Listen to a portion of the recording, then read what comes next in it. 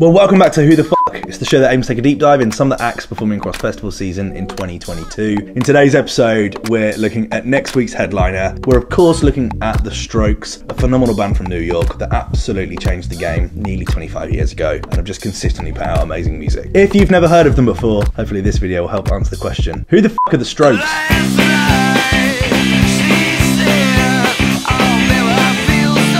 Julian, Nikolai, Albert, Fabrizio, and Nick are the five members that make up The Strokes. Who are you? My name is Julian, and this is Nick. We're 2/5 of The Strokes. They're from New York City, United States of America. Genre-wise, described as indie rock, garage rock revival, post-punk revival, new wave, and alternative rock. Their story starts with Julian, Nick, and Fabrizio starting playing together as teenagers at school. By the end of 1998, Albert had joined as the guitarist, and Nikolai had joined on bass. And to this day, nearly 25 years later, play to exactly the same format. It's amazing. They spent much of the early days practicing most nights, taking place in the Music Building in MIDTOWN, Manhattan, and played their first show as The Strokes on September 14th, 1999 at the Spiral. Early shows featured a 14-track setlist that would go on to form the foundations of their debut album. However, most of the lyrics are quite different now. In November 2000, they would record their debut EP entitled The Modern Age. The 3-track EP was released in January 2001 and featured the title track, The Modern Age,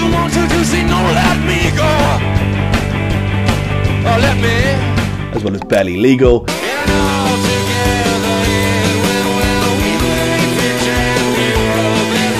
and the band's breakout anthem, The Incredible Last Night.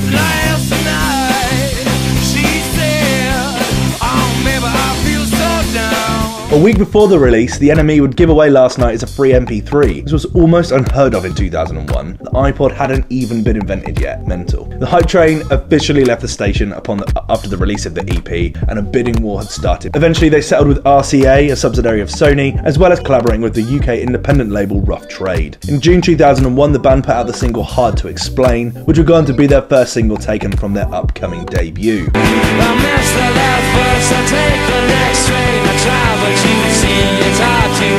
In October, they released said album, Is This It?, to critical acclaim. To date, it has a Metacritic score of 91. My favourite review comes in from AllMusic, stating, able to make the time-worn themes of sex, drugs, and rock and roll and the basic guitar, drum, and bass lineup seem new and vital again. Strokes may or may not be completely arty or calculated, but this doesn't prevent Is This It from being an exciting, compulsively listenable debut. The album's artwork is different depending on the country you come from. In the UK, it's a photograph by Colin Lane, and it features a woman's naked rear and hip with a leather-gloved hand suggestively resting on it. He goes on to explain that it was a photo taken of his ex-girlfriend after she got out of the shower. It was late 1999 or 2000. I'd spent my day on a fashion shoot, and my apartment was littered with clothes and props. My girlfriend jumped out of the shower while I was messing around with my Big Shot Polaroid, a clunky plastic box camera that I found in my parents' attic. She was pre-beat, and I had 10 Polaroids that I needed using. Found this amazing Chanel glove, and she agreed to pose. And it's so iconic. That photo is just, it's amazing. If you're in the US, however, it changed to a psychedelic photograph of subatomic particle tracks in a bubble chamber. A little bit different. The band were concerned that the conservatives across America would stop the record from being stocked in record stores. The album also featured re-recordings of Last Night and The Modern Age, as well as third single Someday.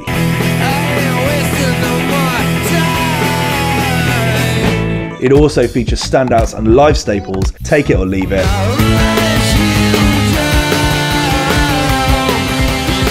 Try Your Luck,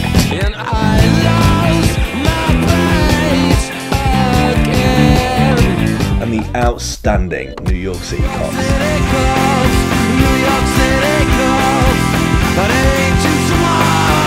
Following its release, the band would take the album global, including dates in Japan, Australia, New Zealand, Europe, and all across North America. And in 2002, will go on to headline the Carling Weekender, or as we like to call it today, the Reading and Leeds Festival.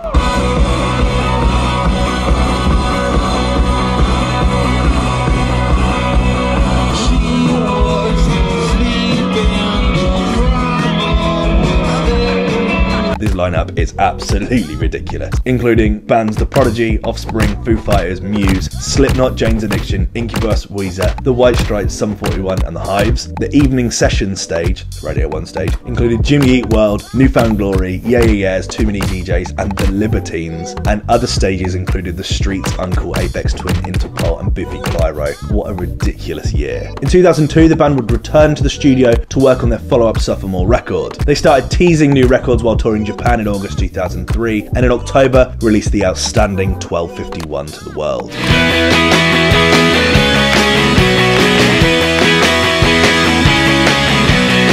The band released their sophomore record, Room on Fire, in late October 2003 to relatively critical success, scoring 77 on Metacritic. Reviews came in claiming that they were struggling to reignite the magic of Is This It? The Guardian gave the record a 60, saying, "A roaring opener, a trio of great potential singles, and a remarkable slow number successfully divert attention from the fact that half of Room on Fire are inspired filler." That being said, pundits like Q and Alternative Press and The NME loved it, claiming it outperforms its predecessor. Room on Fire is redefining and tinkering with the Strokes' sound, a carefully calibrated attempt to not fuck up too early in the face of untold temptation. The result is still sleek, sexy and thrilling, with a tantalising promise of even better to come. And I really wonder how, like, the pressure of that first album of theirs, with that whole war of signing them and getting that all down, had this been released today, I wonder if reviews would come in the same. That second album's great, absolutely brilliant. Perhaps the Strokes were just too ahead of their time. Nearly 2 decades on and the band is still regularly performing records from Room on Fire, including records Under Control, Whatever Happened,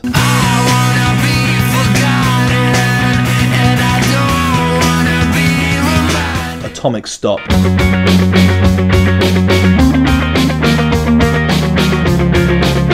and the album's absolute standout, and perhaps my favourite record by them, the Guitar Hero Ultimate that is Reptilia.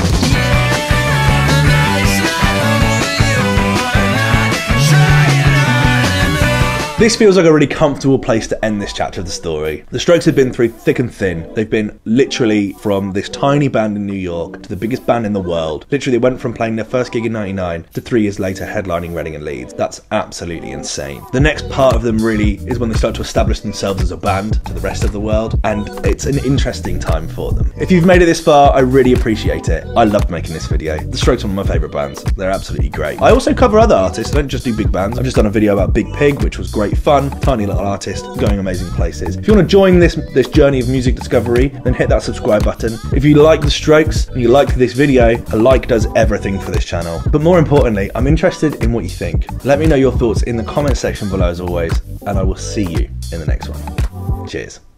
Bye.